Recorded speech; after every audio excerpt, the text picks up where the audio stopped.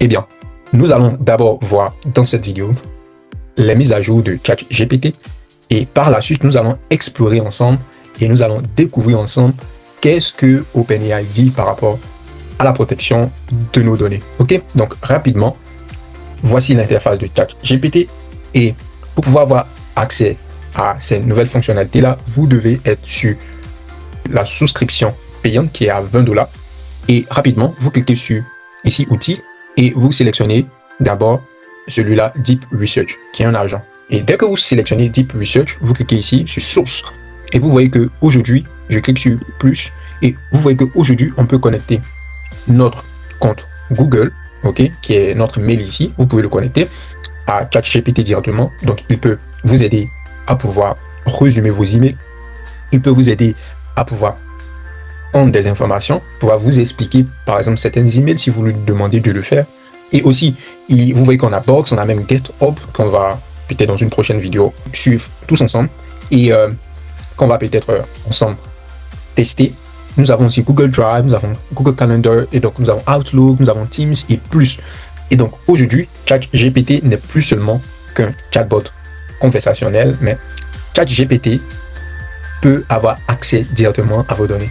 Et donc, qu'est-ce que OpenAI dit par rapport à la protection de nos données? Parce qu'il ne suffit pas seulement d'utiliser les intelligences artificielles, même si elles nous aident énormément, mais il est également aussi important de savoir qu'est-ce que ces entreprises-là font de nos données. Donc, pour cela, j'ai élaboré sur ce point et j'ai trouvé cette page-là de OpenAI, comme vous pouvez le voir. Et comme c'est en anglais, ce qu'on va faire, je vais juste copier tout ça parce que j'aimerais que nous tous nous puissions en fait comprendre. Voilà, la traduction est terminée. Lorsque vous utilisez nos services dédiés aux particuliers comme ChatGPT, Sora, Operator, Codex, nous pouvons utiliser votre contenu pour entraîner nos modèles. Donc, c'est une manière de vous dire que vous ne devez pas utiliser votre ChatGPT personnel pour faire des travaux qu'on vous donne là-bas en entreprise. Donc, si votre entreprise, voilà, veut que vous puissiez en fait utiliser ChatGPT, ils doivent prendre la version ChatGPT Team ou ChatGPT Entreprise. Pourquoi? Lisons.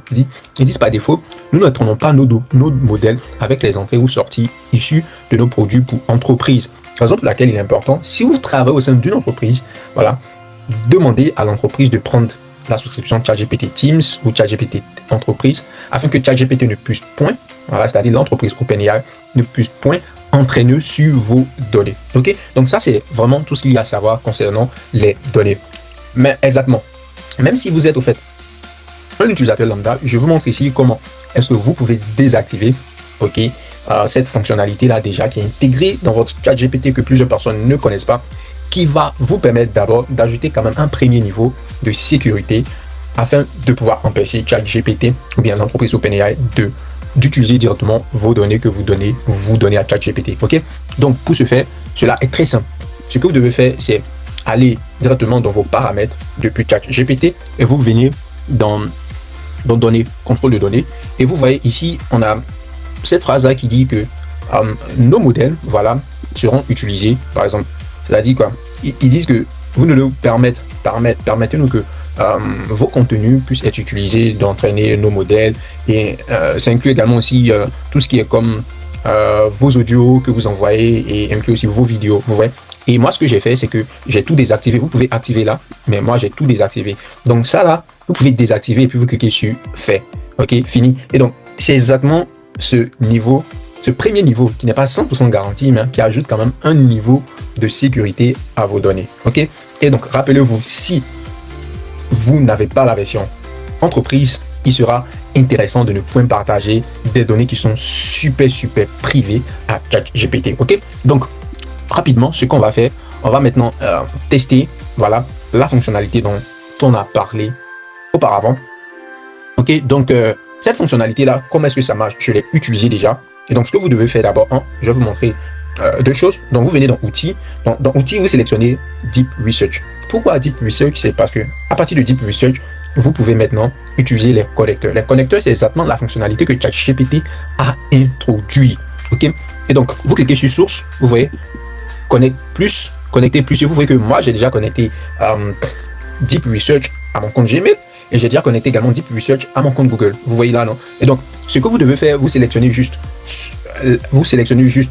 le connecteur que vous voulez connecter à ChatGPT et c'est terminé. Donc tout ce que vous avez besoin de faire, c'est par exemple, je vais connecter celui-là, vous cliquez sur Google et vous cliquez sur connecter, n'est-ce pas? Quand vous allez cliquer sur connecter, Google va vous demander de pouvoir approuver cette connexion et puis c'est terminé. Ok? Donc c'est tout ce dont vous avez besoin de faire pour commencer à utiliser cette nouvelle fonctionnalité connecteur, voilà, de ChatGPT. Ok? Donc je vous montre ce que j'ai testé parce que ça prend beaucoup de temps lorsque vous utilisez Deep Research ici. Ok? Donc quand vous connectez, moi je l'ai connecté au fait à mon compte Google Drive et donc j'avais un fichier ici que j'ai généré, voilà, qui est des données synthétiques que j'ai générées avec même ChatGPT qui me donne ici, voici ces données-là, voilà. Donc ce sont des données d'achat, ok, de produits, comme vous pouvez le voir, d'un compte Shopify. Je lui ai demandé de me générer ça comme ça et il me l'a généré, il m'a donné exactement 100 entrées, ou bien 101, ouais, 100 entrées, voilà. Donc je voulais voir comment est-ce que ChatGPT devait en fait me donner un rapport. Donc c'est ce que j'ai fait ici. Voilà. Donc je lui ai dit cherche le fichier synthétique e-commerce data.csv et fais-moi une analyse. Et il m'a demandé est-ce que c'est dans mon Drive, Google Drive, est-ce qu'il se trouve dans ton Google Drive? J'ai dit oui, il y est. Et voilà, donc il dit qu'il va chercher. Donc il a cherché, il a pris, je pense, peut-être 10 minutes, une dizaine de minutes, et il m'a fait un rapport complet. Donc c'est comme ça, vous pouvez utiliser également. Donc si vous avez plusieurs fichiers dans votre Google Drive et vous voulez un rapport, vous ne voulez pas lire et tout, ça va prendre beaucoup de temps. Voilà, vous demandez à ChatGPT, après avoir lié ChatGPT à ce connecteur spécial là, mais spécifique là, et il va vous faire, voilà, un résumé ou bien il va vous faire un rapport clair afin que vous puissiez maintenant lire ce rapport-là et comprendre votre fichier encore plus en profondeur. Il y a aussi d'autres outils que vous pouvez lier sans toutefois utiliser celui-là, c'est-à-dire l'agent Deep Research. Donc, ce faire, vous cliquez sur plus, ok? Donc, quand vous cliquez sur plus qui est là, vous cliquez sur ajouter, vous faites une application et vous connectez maintenant. Vous pouvez connecter directement votre Google Drive. Donc, quand vous connectez directement votre Google Drive, vous cliquez sur ça et vous continuez. Une fois connecté, vous voyez que vous avez directement fait accès à votre compte Google Drive. Donc, vous pouvez choisir ce que vous voulez. Voilà. Donc, moi, je vais choisir exactement le même fichier. Voici le même fichier, je le sélectionne. Donc, vous voyez qu'à partir d'ici, je n'ai pas eu besoin de télécharger ce fichier-là, venir encore dans ChatGPT. Donc là, c'était vraiment rapide. Et à partir de là, vous pouvez lui demander de me faire, fais-moi, ok, en résumé de ce fichier. Donne-moi les meilleures ventes et leur rejoint. Voilà. Voilà, donc ça, c'est vraiment une manière bon là, je pense qu'on va annuler celui-là et on va envoyer. Donc là, c'est vraiment une manière de rapidement travailler, de lier au fait ChatGPT à votre compte Google, ok, Google Drive. Vous mettez déjà vos fichiers et vous prenez ça, vous prenez directement en fait le fichier dont vous avez besoin et vous travaillez directement. Mais s'il vous plaît, veuillez d'abord désactiver la fonctionnalité qui permet à ChatGPT, surtout si vous êtes un utilisateur lambda comme moi, qui permet à ChatGPT d'entraîner sur vos données. Donc, je pense que ça sera tout pour aujourd'hui pour la fonctionnalité spéciale et vous avez aussi la réponse concernant vos données, voilà, privées, si ChatGPT entraîne sur vos données, oui ou non. Vous le savez aujourd'hui, donc dites-moi ce que vous pensez de ça. Est-ce que vous allez l'utiliser? Est-ce que vous pensez que c'est très dangereux aujourd'hui? Est-ce que de la manière dont l'intelligence artificielle est en train de gagner du terrain? Je veux vraiment vous entendre. Merci, prenez bien soin de vous et on se dit à bientôt pour une nouvelle vidéo. Ciao!